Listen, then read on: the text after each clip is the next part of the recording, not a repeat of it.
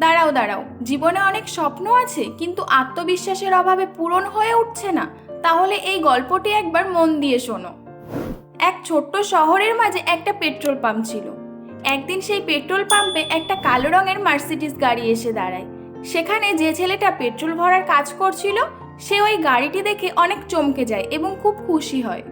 এরপর ওই গাড়ির মালিক গাড়ি থেকে বেরিয়ে এসে ছেলেটিকে বলে 2000 টাকার পেট্রোল ভরে দিতে। ছেলেটা গাড়িতে পেট্রোল ভরা শুরু করে এবং মুগ্ধ হয়ে গাড়িটিকে দেখতে থাকে।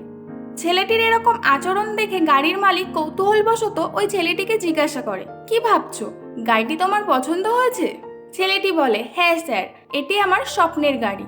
আমার ইচ্ছা আমি অনেক বেশি পরিশ্রম করব এবং একদিন এই ধরনের একটা গাড়ি কিনব। ওই লোকটা ছেলেটির কথা শুনে খুশি হয় এবং তাকে তার ভিজিটিং কার্ড দিয়ে বলে, এতে আমার ঠিকানা লেখা আছে। কালকে তুমি আমার অফিসে এসে আমার সাথে দেখা করো।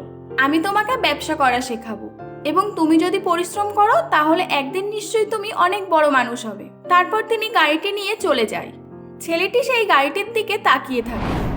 দেখতে দেখতে তার মনের মধ্যে হঠাৎ কিছু খেয়াল আসতে শুরু করে। সে ভাবতে থাকে, এই লোকটা আমাকে নিয়ে কি করবে, না জানি কি ধরনের কাজ করতে দেবে।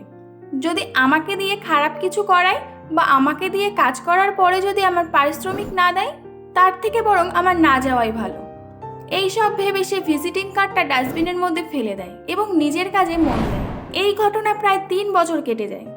সেই একই পেট্রোল পাম্পে একই ধরনের আরেকটি গাড়ি এসে দাঁড়ায়, কিন্তু এইবার ওই গাড়ির মালিক ছিল অন্য একজন। সে গাড়ি থেকে বাইরে বেরিয়ে এসে ওই ছেলেটিকেই বলে 3000 টাকার পেট্রোল ভরে দিতে।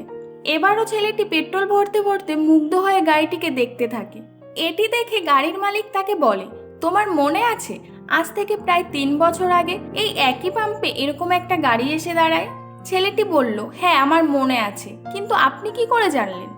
তখন সেই মালিকটি আবার বলল, তোমার তো তাহলে এটাও মনে আছে যে ওই লোকটা তোমাকে একটা ভিজিটিং কার্ড দিয়েছিল যেটা তুমি ডাস্টবিনে ফেলে দিয়েছিলে? আমি জানি না তুমি কি ভেবে ওই কার্ডটা ফেলে দিয়েছিলে। আসলে আমি এখানে পেট্রোল পাম্প সাফাই করার কাজ করতাম।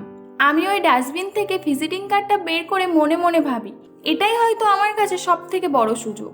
আমি নিশ্চয়ই সুযোগটাকে কাজে লাগিয়ে বড় মানুষ হতে পারবো। নিজের প্রতি এই বিশ্বাস রেখে আমি ওই লোকটার সঙ্গে গিয়ে দেখা করি। উনি আমাকে ব্যবসা করা শিখিয়েছে। আর আজ 3 বছর পরে আমি এই গাড়িটির মালিক হয়েছি। যদি 3 বছর আগে তুমি এই সুযোগটার উপর সন্দেহ না করে ওনার সাথে দেখা করতে, তাহলে আজ তুমি এই গাড়িটির মালিক হতে। আমরা যদি আমাদের জীবনে দেখি তাহলে আমরা দেখতে পাবো যে আমাদের জীবনেও কিন্তু এরকম সুযোগ হঠাৎ করেই চলে আসে। এই সুযোগকে না হারিয়ে ঠান্ডা মাথায় এটি সম্পর্কে একবার ভাবা উচিত। হতে পারে এই একটা সুযোগই আমাদের সারাটা জীবন বদলে রেখে দিতে পারে। কিন্তু বেশিরভাগ সময়ে যখন নতুন কোনো সুযোগ আসে তখন আমরা সেটাকে কাজে না লাগিয়ে বরং নিজেদের ওপর সন্দেহ করতে থাকি যে এটা হয়তো আমাদের দ্বারা হবে না বা এটা হয়তো আমি করতে পারবো না। আর এই একটা মাত্র সন্দেহই আমাদের হাজার হাজার স্বপ্নকে আমাদের জীবন থেকে মুছে দেয়।